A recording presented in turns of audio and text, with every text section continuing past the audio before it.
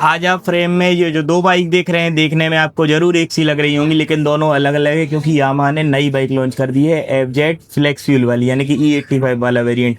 वही एक हमारे सामने है रेव एडिशन। अब दोनों में क्या क्या डिफरेंस होने वाला है, कितनी प्राइस में डिफरेंस होने वाला है, और क्या आपके लिए E85 बेस्ट हो सकता है या रेव बेस्ट हो सकता है, या दोनों ही वेरिएंट अब आपको मिलेंगे या फिर रेव बंद हो जाएगा, ये सारी चीजें एक एक चीज डिटेल में हम आपको बताएंगे। कितना आप माइलेज में भी पैसे बचा सकते हैं ये भी हम आपको बताने वाले हैं। तो वीडियो होने वाला है इंटरेस्टिंग, आइए देखते। देखिए, जब आप लुक्स देखेंगे, चाहे आप रेव एडिशन का लुक्स देखें या फिर आप देखें एफजी का लुक्स, दोनों का ही लुक्स तो सेम होने वाला है। 138 केजी का कर्वेट भी सेम है। यहाँ पर देखिए, आप प्रोजेक्टर लाइट देखें, यहाँ पर एलईडी टर्न ऑन इंडिकेटर्स देखें, ये सारी ही चीजें जो हैं दोनों में ही आपको सेम देखने के लिए मिलेंगी, चाहे आप रेव एडिशन देखें एफजी का और चाहे आप देखें एफजी का ये एडिशन। लेकिन एक चीज जो सबसे बड़ी डिफरेंस होती है वो यहाँ पर देखिए, कोई भी रेव का स्टिकर नहीं है, किसी तरीके से कोई ग्राफिक्स नहीं है। एकदम ब्लैक कलर एडिशन जो है ये प्योर ब्लैक कलर में आपको देखने के लिए मिलेगा। क्लासी ब्लैक कलर है, काफी ज्यादा बढ़िया देखने पर लगने वाला है। लेकिन जब आप रेव देखेंगे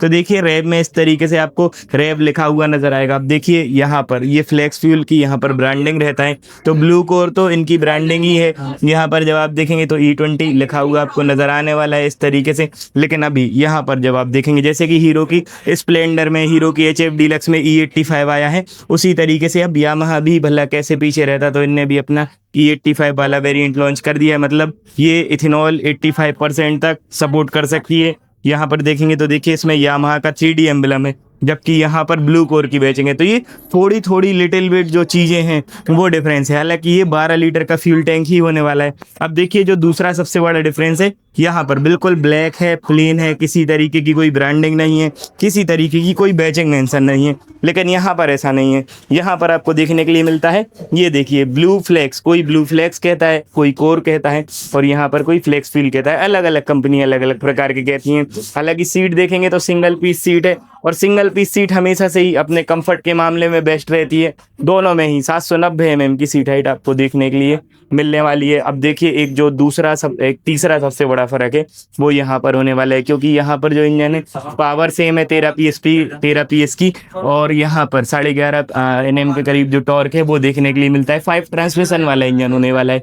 लेकिन जो सबसे बड़ा फर्क यहाँ पर क्या है कि ये E85 को सपोर्ट नहीं करेगी, ECU अलग है, तो इसीलिए इतना इथेनॉल ये सपोर्ट नहीं कर सकती। E20 तक सपोर्ट कर सकती है, लेकिन यहाँ पर नया इथेनॉल वाला इंजन आ गया है, यानी कि ये ECU अलग हो गया है इसमें, और साथ में फ्लेक्स फ्यूल को सपोर्ट करेगी। तो इससे क्या होगा, माइलेज में फर्क नहीं आएगा, माइलेज तो सेम रहेगा। लेकिन जो फ्लेक्स फ्यूल है 80 रुपये लीटर जो अभी मिल रहा है दिल्ली में पेट्रोल पंप पे, तो उससे आप इसमें डलवा सकते हैं वो वाला पेट्रोल।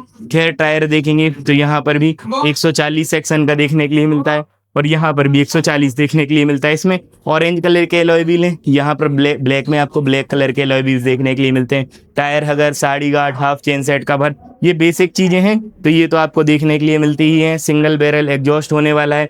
बाकी यहाँ पर एक बार मीटर देखते हैं तो देखिए, जो मीटर है बिल्कुल सेम है, बेसिक मीटर है। यहाँ पर जब आप देखेंगे, एक बार ऑन कर लेते हैं, तो इसमें फ्लेक्स फ्यूल में भी जो मीटर है वो देखिए, यहाँ पर गियर शिफ्ट इंडिकेटर बता रहा है, टाइम बता रहा है। यहाँ पर जैसे ही आप बटन को प्रेस करेंगे तो ऑडियो, ट्रिप मीटर वगैरह ये सारी चीज़ें इसमें शो होती हैं, और साथ में सिंगल हैंडल बार है, तो कंट्रोलिंग में बहुत ज़्यादा बेटर हो जाती है। और इतना ऊपर का जो लुक है वो देखने में आपको काफ़ी ज़्यादा हैवी लगने वाला है। दोनों में ही सेम है, लेकिन यहाँ पर आपको स्टिकरिंग देखने के लिए मिलती है। अब देखिए, ऐसा नहीं है कि 85 आ गई है तो आपको यहाँ पर जो FZ है उसमें कुछ ज़्यादा पे करने पड़ेंगे।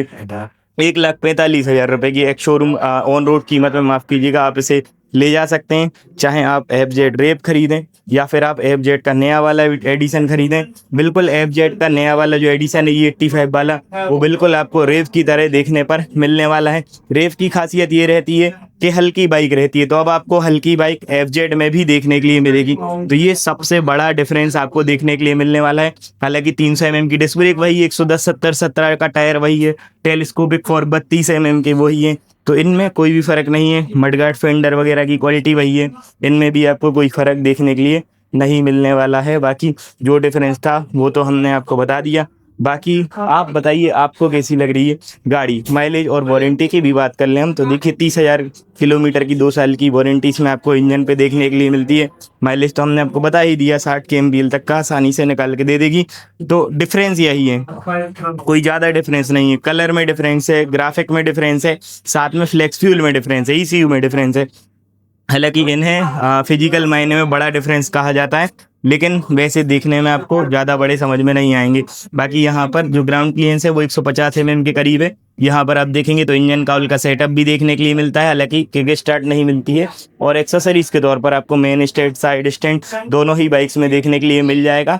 बाकी यही सब चीज़ें हैं। आप बताइए आपको कैसी लगी गाड़ी, आपको कौन सा वेरिएंट पसंद है, कि आप एफजेड लेना चाहेंगे या फिर आप एफजेड की रेव एडिशन लेना चाहेंगे, आपको दोनों में से कौन सी बाइक पसंद है कमेंट बॉक्स में बताना बिल्कुल भी ना भूलें। आज के लिए इतना ही, वीडियो को लाइक, चैनल को सब्सक्राइब कीजिए। बहुत बहुत धन्यवाद।